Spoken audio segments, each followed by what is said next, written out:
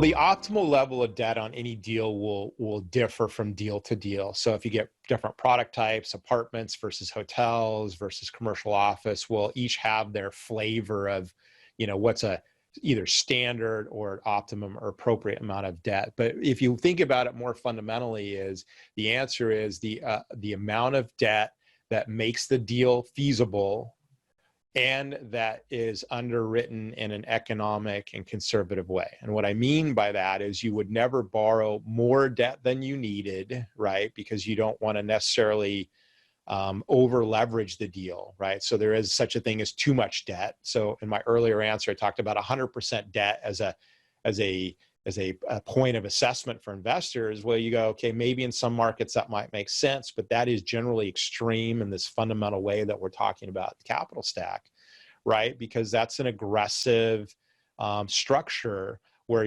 all the risk is the lender. So of course you're going to pay something for that, right? What's the high rate, or where the points higher, or that the lender may be opportunistic, right? What we call loan to own in the business.